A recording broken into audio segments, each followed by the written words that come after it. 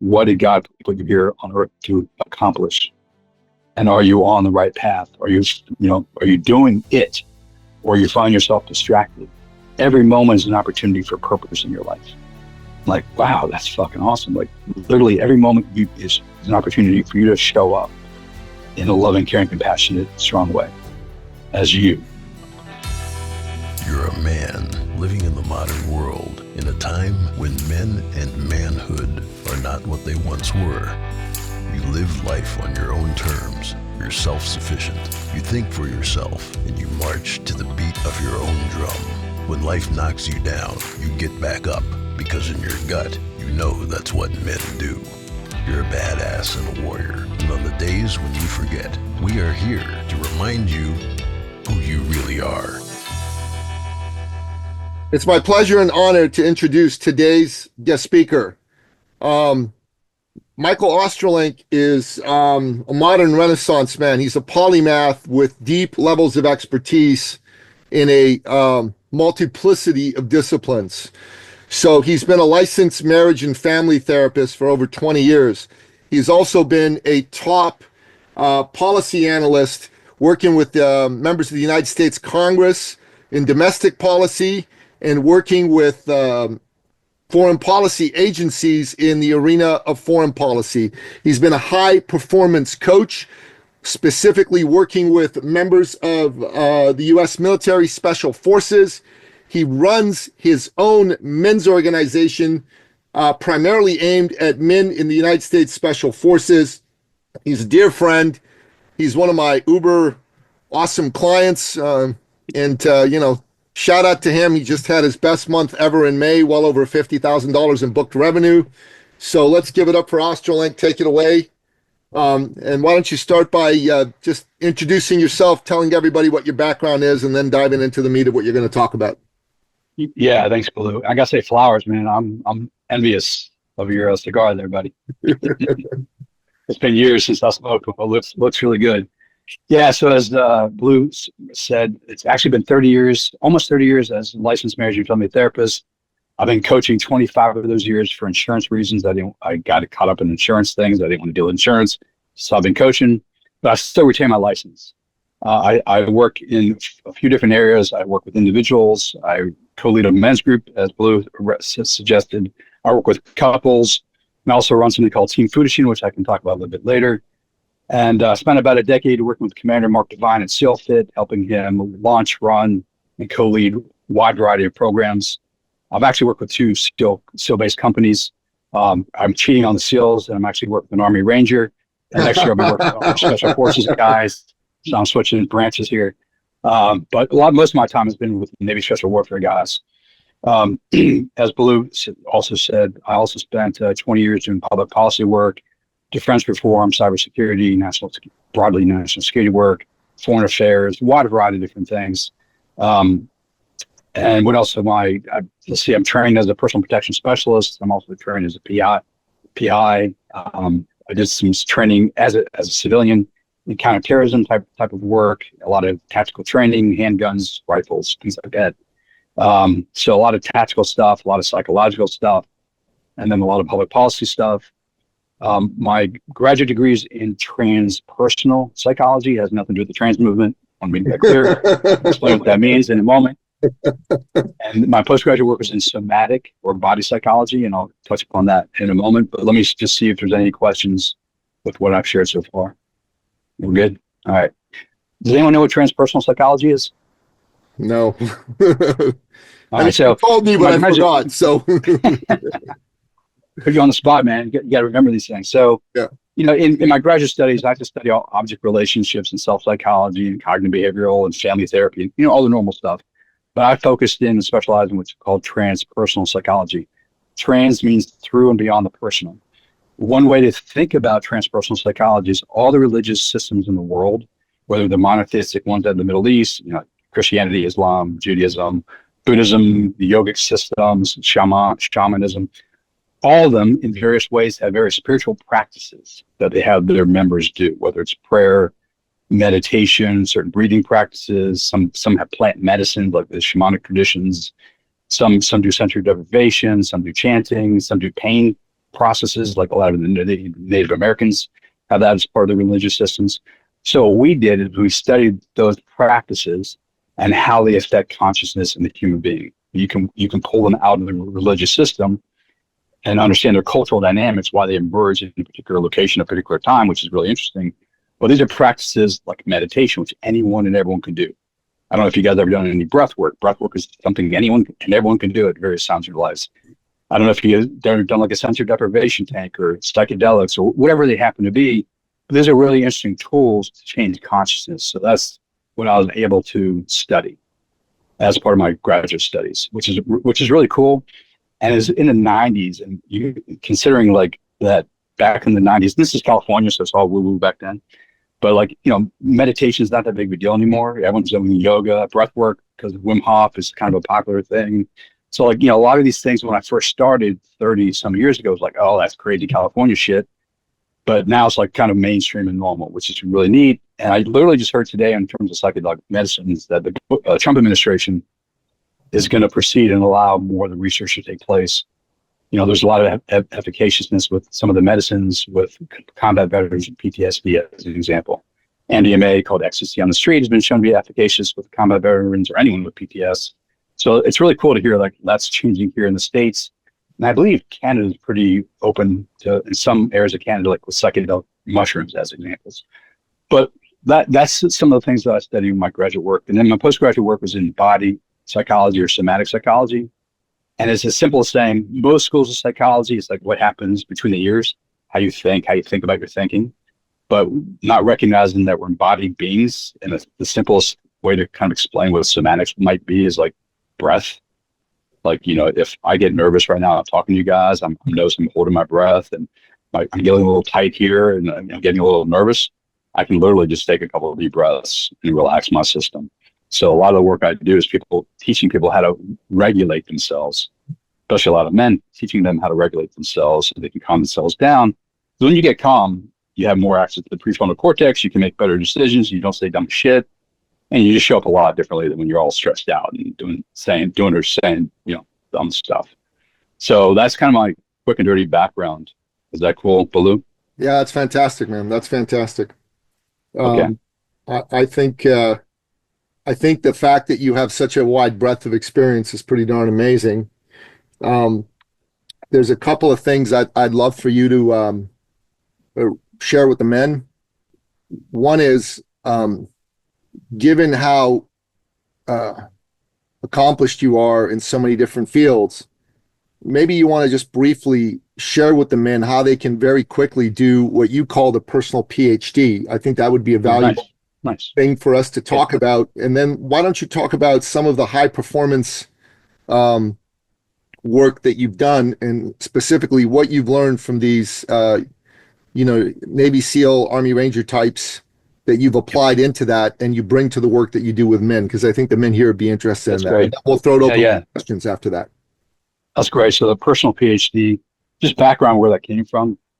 So as Blues said earlier, I spent time with Congress, members of Congress, and their staff in the White House, blah, blah, blah, blah, blah. Well, I always thought it was really cool that Congress members, their staff could call up anyone in the world to come and speak to their member of a Congress or speak to them about whatever issue. I was like, man, that's so cool. I would love to be able to have that opportunity to kind of do that. I was not a member of Congress. I was a staffer, but these young, I don't know what it's like in Canada, but in the US, a lot of staffers are like in their 20s. I was like, man, they have access to the most brilliant people in the world. Like, but are they really taking advantage of it? I don't know. But I was like, I want to be able to take advantage of the knowledge base that's out there because I'm just like a lifelong learner. So that's where one of the ideas came up for this whole personal PhD.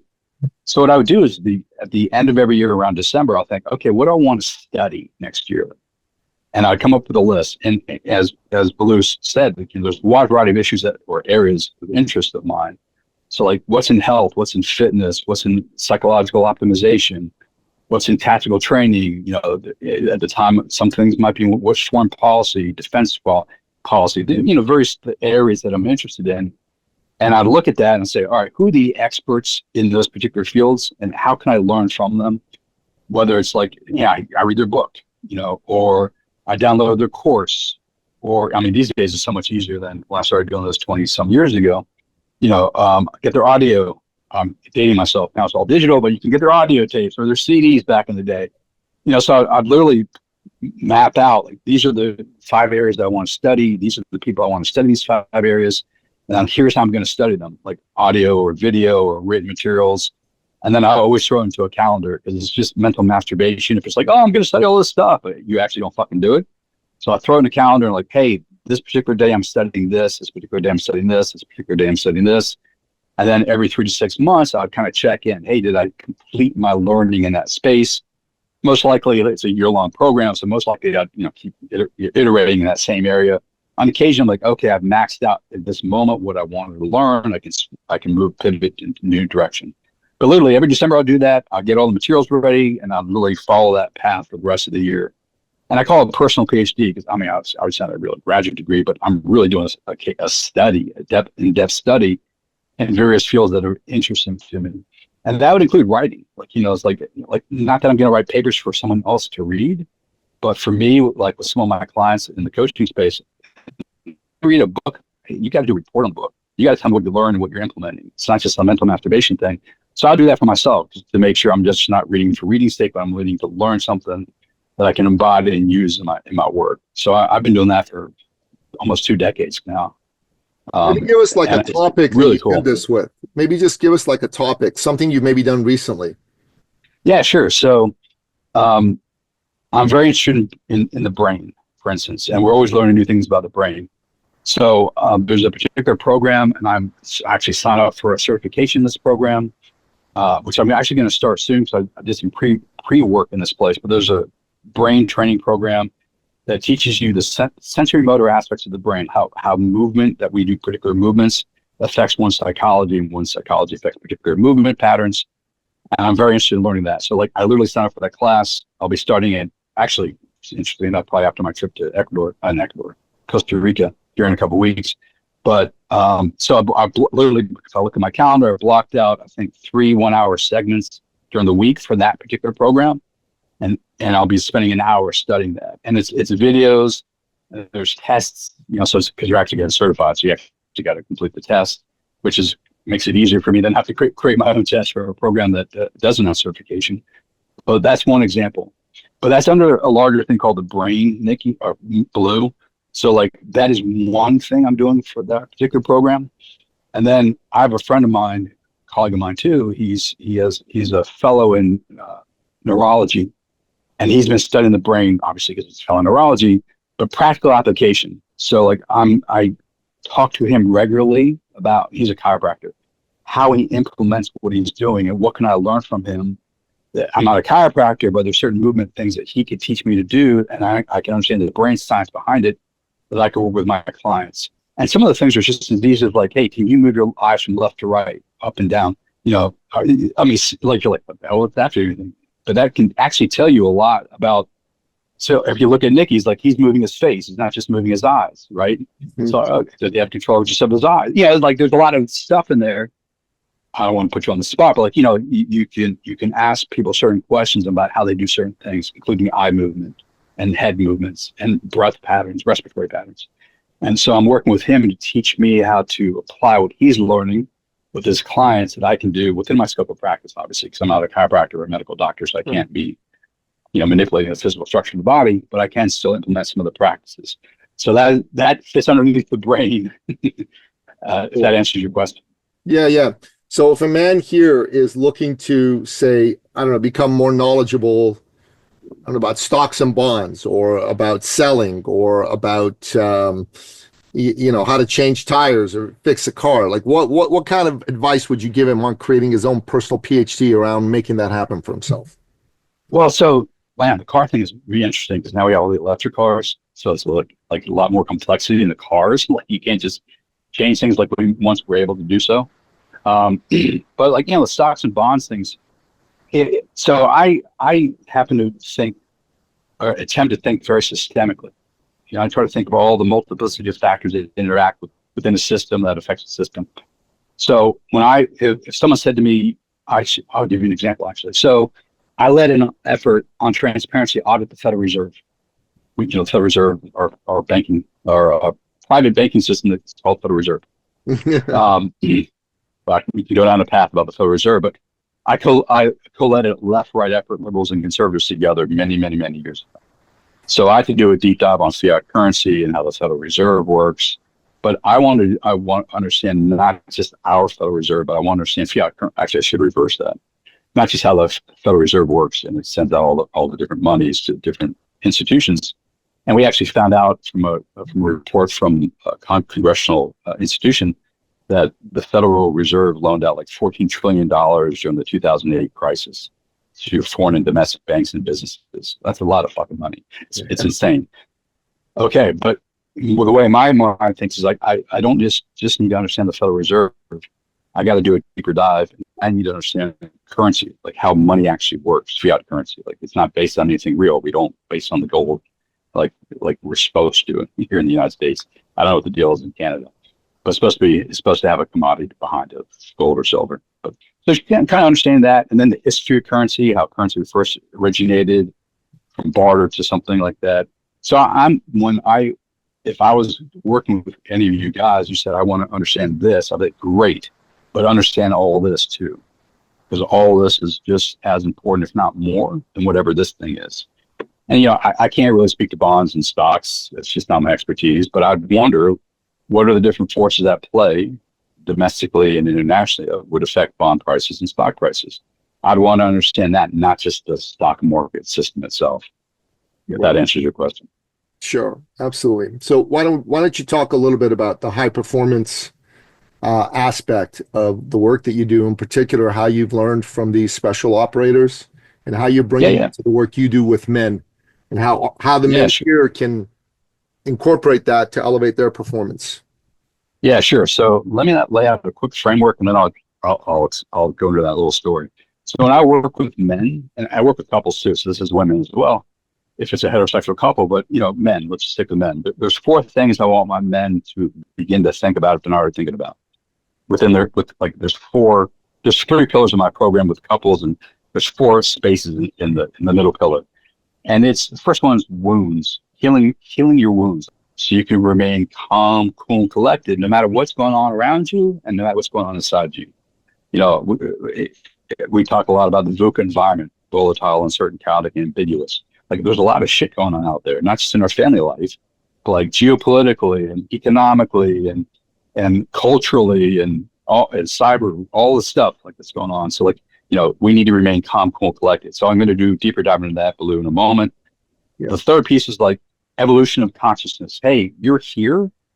Here's the next stage for your development. Know where you're at, know what's possible, and then do the fucking work to get there. And some of the things you might be working on is like maturing more emotionally, like a little bit emotional maturity, or more complexity in your thinking, or more moral in your actions.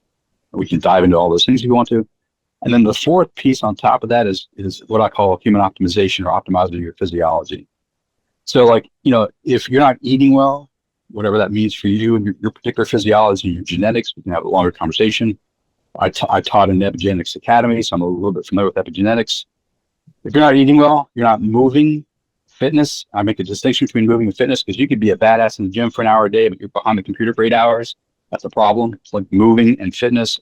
If you're not dealing with your stress well, circadian biology, the day-night cycles, we have a lot of artificial stuff, whether it's lights or chemicals, which can disrupt our 24-hour day-night cycle. It causes a whole host of problems. I said food, diet, nutrition. So I help my clients, and I find it really important to dial those things in, because if you feel like shit, you're tired, you're grumpy, it's really hard to have the kind of thriving life that you want. And since I work in the relationship space, if you're tired and grumpy and, just you don't have the vitality that you once had, you're not going to show up well for your wife. Right. So let's dial in your physiology. Let's evolve your consciousness. Let's learn to self-regulate, regulate your system, and let's heal your wounds. Those are the kind of 4 things, that kind of drive my thinking with individuals. And then I'll circle back to more of the self-regulation and the human optimization. Now, I'll share a story if that's okay, Blue. Yeah. So I was 39, and this was 2009. And my wife at the time was like, hey, what do you want to do for your 40th birthday? It's coming up. And she expected me to say, I want to go and go to the islands and do stupid shit in the islands. Caribbean is what I'm referring to. And I'm like, I want to go train the Navy SEALs. She's like, what? I said, yeah, here, this is a really cool program. It's a pre-buds training program, so it's for young men. I was 39, I was young.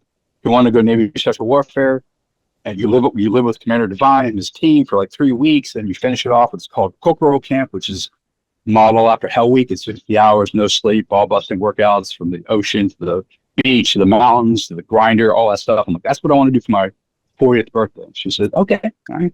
Not what she's expecting, but cool. So like I hired a SEAL to train me up. I hired an Army Special Forces guy to train me in person. I had the best fucking 9 months of my life training for this thing. Like the guy smiled upon me and said, you're going to get paid well, but you're not going to have to do a lot of work. Sweet. So like I'm training 4 or 5 hours a day. It was awesome. And then I moved in with Mark Devine, Commander Devine on the West Coast, and lived with him. It was about a month really. And we trained 12, 14 hours a day, including a couple times they wake up at 1 a.m. in the morning to go have fun in the ocean, because that's what SEALs fucking do. And then we did this 50-hour camp, and it was awesome, right? And I was an older guy, like I was 39, but these young guys, 20, 21, 22, great, now they could have been Canadians, but the great Americans. Like I look at some of our youth and I go, oh my God, we're in so much trouble. Back then I looked at these guys and say, man, these guys are awesome. I mean, they had great spirit. They're mentally tough, emotionally resilient. They're hardworking. They had a lot of grit. They're good, open-hearted people. They care about other people. And actually, of the 5 that I train with, all 5 are SEALs now, and one literally part of my men's group. He's come to circle back, and he's retiring from the SEAL community. Yeah, he's transitioning out. But in training with these guys and training the SEALs who trained us, learned so many things, which I then got to apply when Mark came back to me a year later and said, hey, there's not enough young men who want to go Navy Special Warfare. We want to take this stuff that you learned and give it to a larger audience, hockey moms, hockey dads, and CEOs, and police and military, but not just 22-year-old young men who want to go Navy Special Warfare or Marine Recon, or I guess MARSOC by now, or Army Special Forces, whatever it is, here in the States. And we actually had, we've had Canadians, and we've also had some other some of the Five Eyes come and train with us too. Sure. Australia, UK, stuff like that, New Zealand. So some of the lessons I learned from that period of time and helping Mark build out the program are from 5 mountains. This is from the Unbeatable Mind Academy from SEAL. These are 5 mountains. These are really important mountains. Physical. And this goes back to what I said about human optimization. Dude, are you eating well? Do you know how to eat well? And it's, if you go on Instagram, every other person's talking about food, diet, nutrition, but they're saying completely different things. You should be a carnivore. No, you should be a vegan. No, you should be paleo. No, all this stuff, right? You can actually get tests. I mean, first of all, you can learn something from where your people came from. That's important, because it might tell you something about how you process certain foods, or how you might have sensitivity to certain food, which is kind of interesting. You can actually get blood work done, genetic blood work done, so you have a basic understanding how you process saturated fat, how you process carbs, how you process caffeine, as an example. So for me, for instance, I was doing like the whole Dave Asprey, bulletproof coffee. I fucking love steaks all the time, every day. I got the test done, and there's a lot of questions about the anti-saturated fat stuff, all legitimate. There's a lot of questions about the anti-cholesterol stuff, all legitimate. A lot of that's based on bad science and political and economic interests. And yet I'm an AP203, which means I don't process saturated fats well. That's my genetics, which means if I continue to eat like I was eating, I increase my likelihood, not guaranteed, but my likelihood of Alzheimer's. I'm like, oh, fuck. All right, so it doesn't mean I don't eat steak, but I don't do bulletproof coffee every day anymore. Cool. And just even on the diet thing, there's some basic, maybe you shouldn't drink Coca-Cola, maybe you shouldn't eat McDonald's. Like, even before you know your genetics, there's mostly general understanding of like, don't eat that shit. Hyper processed food is just not good for you. But just on the physical mountain, like, hey, eat well, figure out what's well for you. I always encourage my clients to get blood work. Like, hey, if you guys are going to start something, get blood work today, get blood work in 6 months, get blood work 6 months from now, and just track to see if your diet, nutrition, fitness, movement practices, stress management, sleep are conducive to the improvements of those markers. And I literally came back today from a DEXA scan. So I know my body fat ratios, my fat to muscle ratios. And I'm actually pretty good. But you like, I would say, hey, get that done too. Like, get that done tomorrow.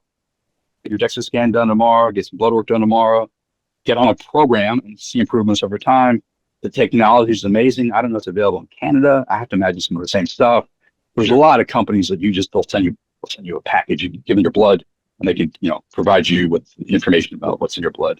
I don't know how many functional medicine doctors there are in Canada, but I always recommend functional medicine doctors because you actually need someone who would do a broad array of tests and actually can read them.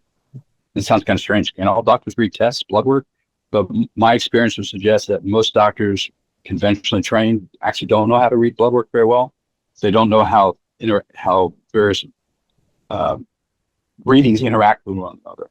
So, that's average. You're okay. But you look at the various things, you're like, and a functional medicine doctor might say something like, we don't want you average. Like those things together showing, downward slide over time, that's not good. Let's change your diet, change your nutrition. Maybe there's peptides, whatever it is to move you in a positive direction.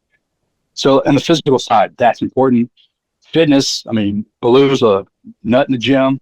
You don't necessarily have to be a nut in the gym, but physical training is really important. And so we found a lot of the guys we work with are like law enforcement, special operators, So they actually have to be in top physical shape. If not, obviously they could literally be killed in their job. But most people don't have to be in top physical shape, SEAL fit type shape. But physical training on a regular basis, depending on what your goals might be, is really important.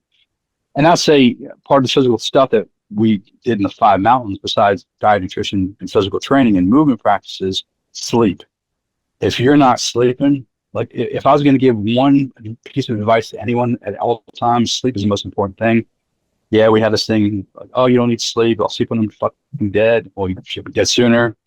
You'll just show up a lot.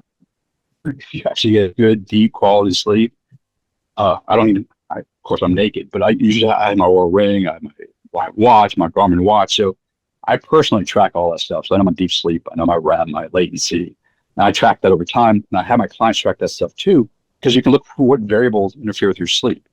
It's amazing. People say, I didn't know that if I drank alcohol, my deep sleep is messed up. Or if I smoke marijuana at night, my deep sleep is messed up. Now and you can make more informed, better decisions for yourself.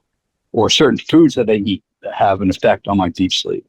Or certain foods, or like caffeine consumption, certain times of the day might have an effect on deep sleep or REM or whatever it is. So the more you can measure, the more you can positively affect. So that's the physical mountain of the 5 mountains that I would encourage you guys to start really thinking about. That we spent a lot of time with the high performers to really dial in. Okay, next one's the emotional mountain. Now it's really funny because I trained with a lot of these guys, and they're like, "Man, I'll climb a real physical mountain, like Mount Kilimanjaro." I've had quite a few friends who've done that. But like, I want to climb the emotion mountain. The emotion mountain's like literally feeling and healthily expressing your feelings. A lot of guys have a hard time with feeling their feelings and expressing their feelings in healthy ways, and being a container for their wives or partners to express their feelings. It makes them uncomfortable. So like the emotional mountain is like, hey, you need to learn how to feel your feelings. Doesn't mean you're a 3-year-old, you have to act on them. Because if you don't literally feel your feelings, one or two things could happen. They come out sideways, passive aggressive behavior, or they come out as chronic illnesses down the road. So like the more you're capable of feeling what's going on inside of you, take it as valuable information. It's your body sharing something important with you. Hey, I'm sad, I'm angry, I'm frustrated, I'm feeling guilty, whatever the fuck it is, like feel that stuff. This is a great container, I would imagine. So like, hey, how can I healthily learn to healthily express whatever I'm feeling and get support and get some accountability? We need that. Men need that kind of place, because you bottle up, it's like I said, it's going to come out one way or another. It's like, a place to learn to process, feel, process, and express it. And you don't always have to even express it. Just feeling it can be enough for sometimes. You're just like, oh, this is what's going on inside of me. It gives me some valuable information about myself and this person I'm engaging with right now. So, okay, I don't have to act on it, or I can learn to act on it.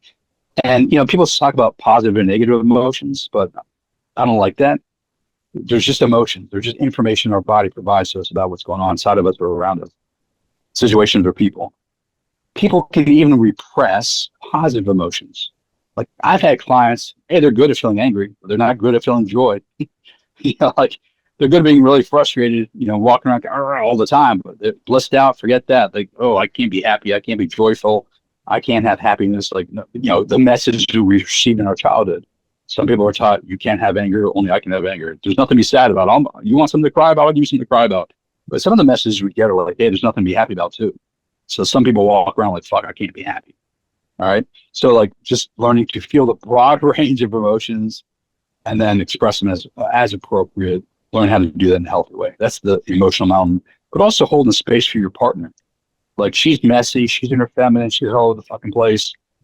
I know there's a lot of guys are like, oh, I don't like that. I want to fix her because she makes me uncomfortable. So I'm going to solve her problem. That's not always what she wants. We can get into a discussion later time about that. But the emotional mountain is also about learning to not only manage yourself, but be in a relationship with another person and their emotions too. That's the second mountain. The third one is the mental mountain. This is how we think, how we think about our thinking. A lot of us are binary, left or right or wrong. This is the way it's supposed to do it, or this is wrong. The kind of very binary thinking. Got to do by the book. And in some circumstances, that's completely cool. But we live in a very complex world these days. And that binary thinking is not always helpful. Now, sometimes you might want to go there and make that decision. But I would suggest you also want to have a complexity of thought so you can look at multiple different perspectives and variables. Even if you think you're right, whatever you're right about, try to understand different perspectives on the same subject can help broaden your thinking or even strengthen your position on being right, because you can understand where the other people are coming from. And it kind of goes back to like the personal PhD, like try to understand not just the thing that you want to study, but all the surrounding things. That's where the complexity comes in. Like I said earlier, like I do the Oura Ring or the Garmin watch because I want to track as precisely as possible some of these biological factors and understand the different things in my life that have an effect on them. That's complexity in thought. It's not just like, oh, food affects my thinking or food affects my sleep, therefore the next morning I'm grumpy. It's like, what fucking food affects what? In what quantities, how often, how much? Does it change per day? Does it change per week? Does it change on the seasons? Like, in Chinese medicine or Ayurvedic medicine from India, they're very seasonally oriented. It's really interesting. We have no concepts. We have concepts of seasons, but not in our medicine. But, those systems are like thousands of years old and they have seasons in there. So like, well, maybe there's something there to consider. But my only point is like, complexity of thought allows you to look at the multiplicity of variables that affect particular systems. And then you can possibly make better decisions on what you want to do moving forward. That's the thinking. And also part of the thinking too is perspective taking in not just factors that might affect a particular system, but people. Like, why does your wife think the way she thinks? Why does she believe what she believes? Why do you believe what you believe? And I think it's really important to sit down. Why do I believe what I believe? Is it because my religion told me that? Which is fine. Like, no judgment, just trying to understand. Is it because that's what the government told me I should believe? Cool. That's what your source of information that wants to drive your life. Okay. Make a conscious decision.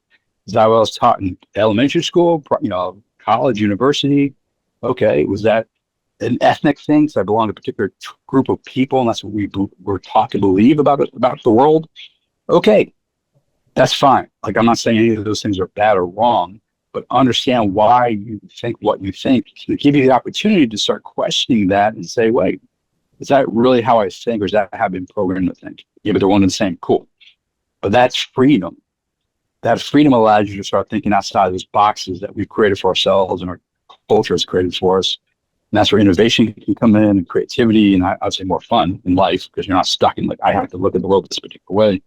Now, if you choose to look at the world this particular way while knowing all the other different options, cool. At least you're free to do so. It's not a pre-programmed way of being.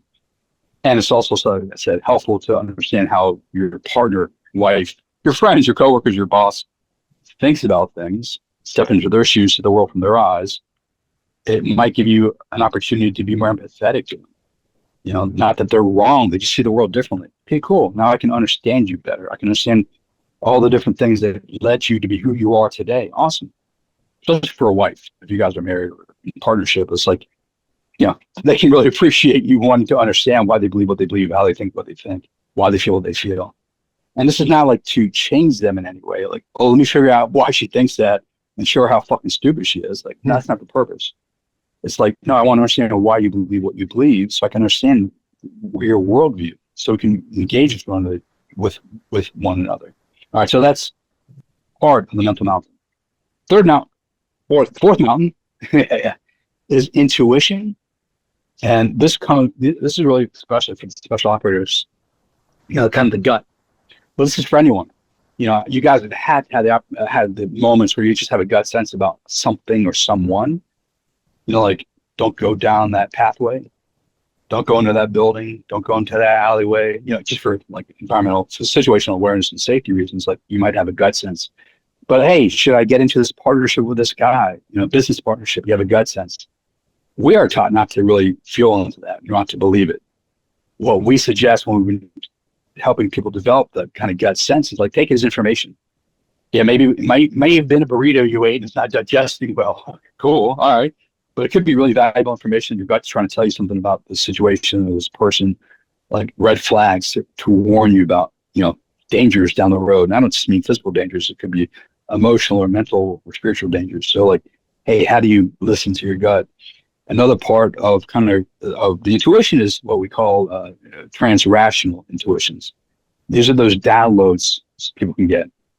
You can, this is sound pretty gross, but you might be taking a shit, or you might be in the shower, you might be doing a walk in nature, you might be a meditator, you might be in a sensory deprivation tank. Whatever you're doing, and all of a sudden something just comes to you fully formed as a thought. Whoa! Now I understand something, whatever it is. A new idea emerges. It's kind of a creative space that's in your psyche that a download can occur, and you can have an aha moment. And it could be in the business space, like, oh my God, I have a new idea for a product or a good or a service or something. Cool. Or you can have an insight about a relationship you're in. Like, holy shit, why am I in this relationship? Or the insight could be like, oh my God, this is the best relationship ever. I just not been able to see it because of my programming or whatever it is. But you can create the container for more opportunities for those to take place. What we encourage folks to do is like time in nature. And I don't mean time in nature where you have your earbuds in and you're jamming to some music. Like, you're quiet, you're walking around. That seems to be a great place for kind of these insights to occur. If you're meditators, meditation's a great place. In the shower, in the shitter, like, there's lots of different places. We're in the shower and shitter every day, hopefully. So those are places that could take place. So maybe you don't want your phone and checking, your Instagram reels all the time. Maybe take an opportunity to just take a couple of deep breaths. I would encourage meditation. If you guys aren't meditators, meditation is a great tool for a wide variety of things, including creating space in your psyche for these kind of downloads. So intuition is the fourth mountain that is important to cultivate. And I could imagine you guys could imagine why, especially people in the special operations community, would definitely want to develop that kind of insight, especially the gut sense, because they're walking around in some tested areas that are a threat to their life, and they move in the wrong direction. It could be a life-threatening experience for them or their comrades. So, but it doesn't have to just be like special operators, for all of us. And one thing I suggest too, and this came up actually in a client call this morning, women seem to be more connected to their intuition. Doesn't mean men cannot be, but women just seem to be more connected to their intuition. That's just my general sense of it. Yeah.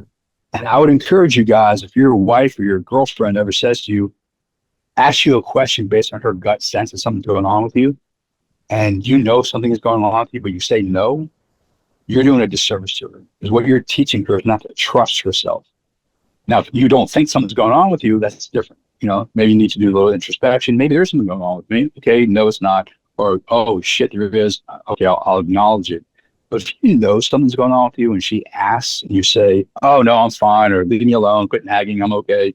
Like, you're literally telling her not to believe herself.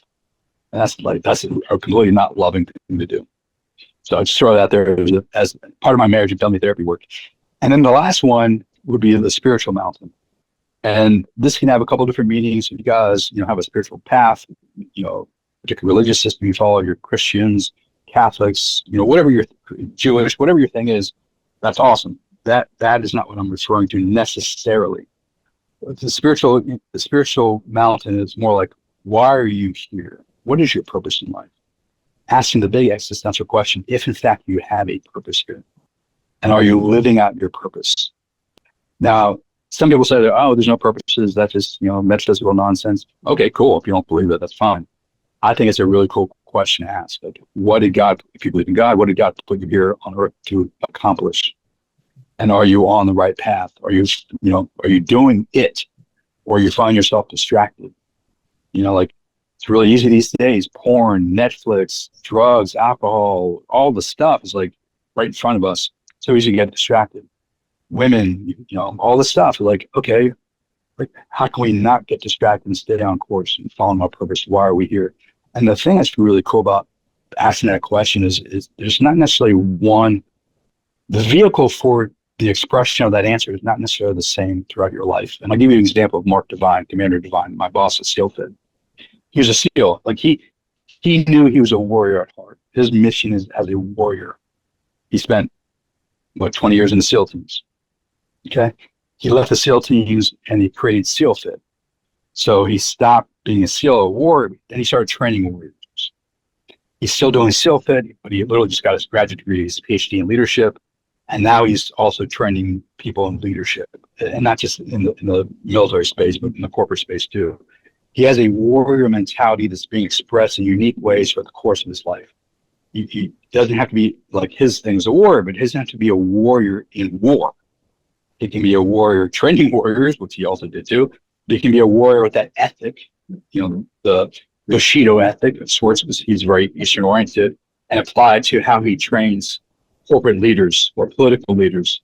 So my only suggestion, if you believe it to be true that there's a why you're here, the particular vehicle might change over time for you, but the theme might remain the same.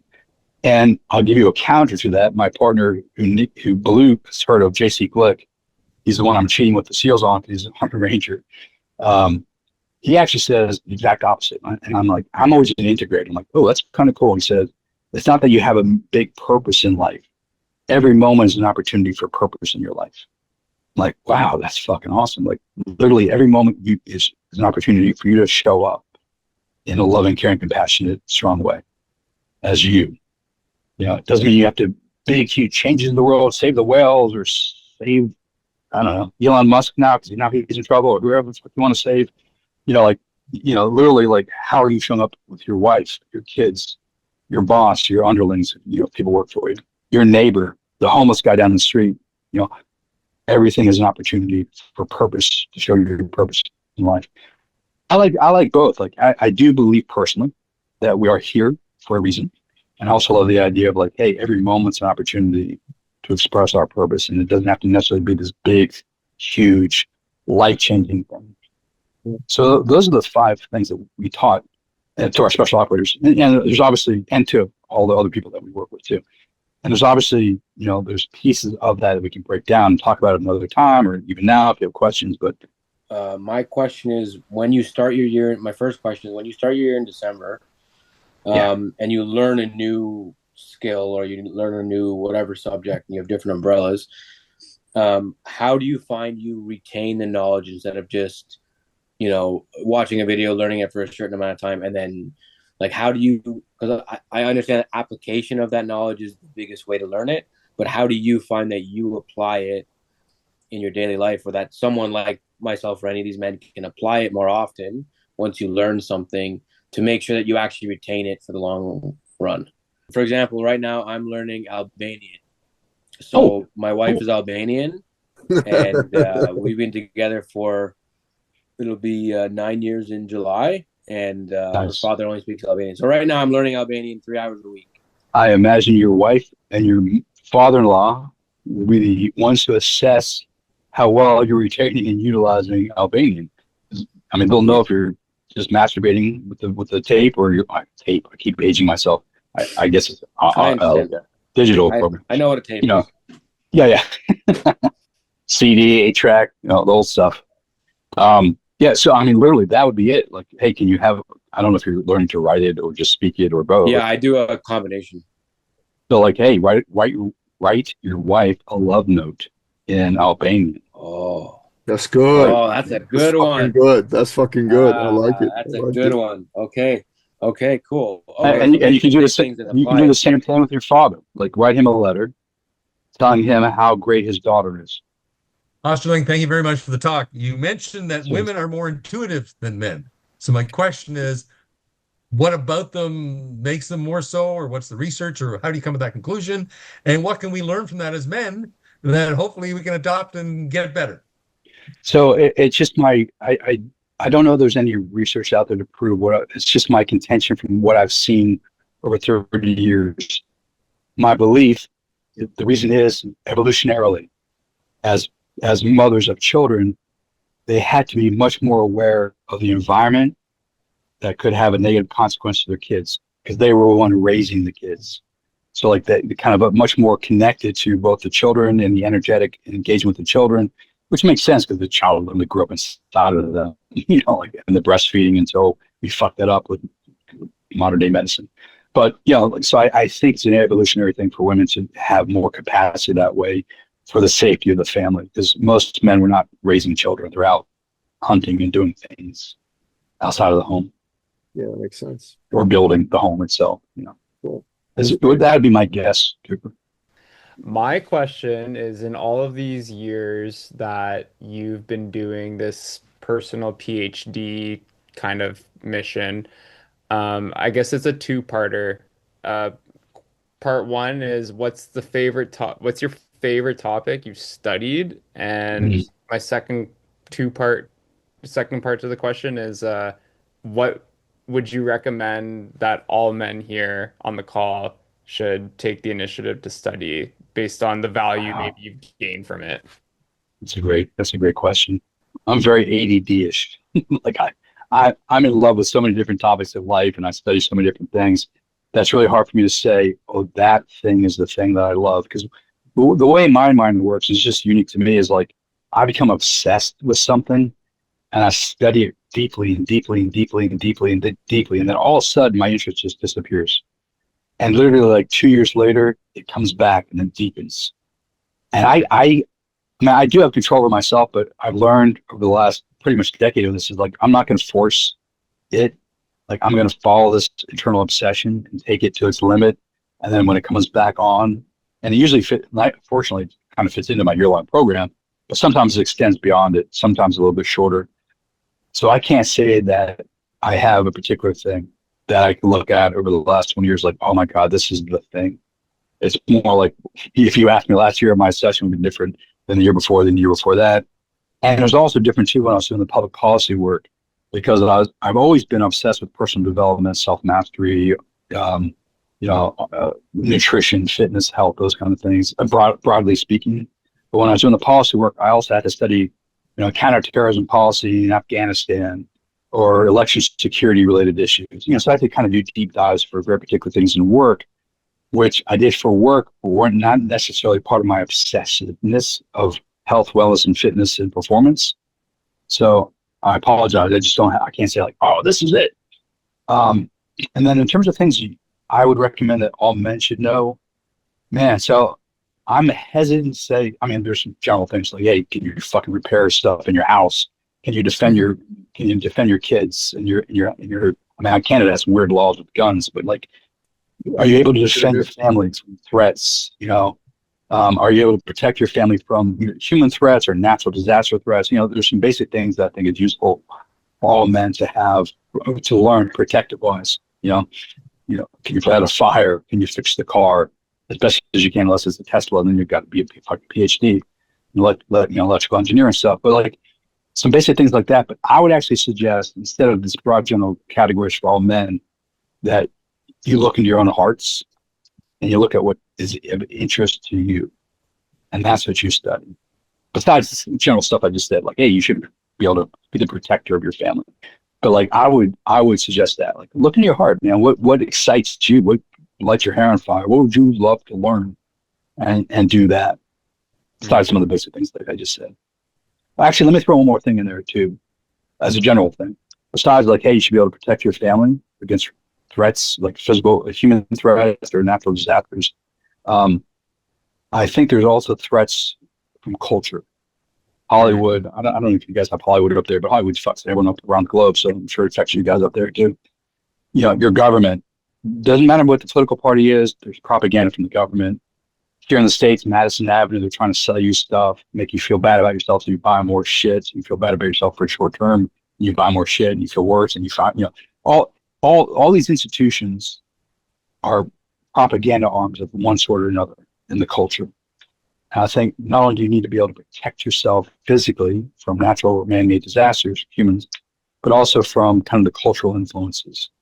So one of the things that I did when I did my 20 years of work, and I found this to be really helpful, is to study all across the political spectrum. Like, everything from Noam Chomsky and Z Magazine on the left. This is here in the States. I don't know if it's available in Canada.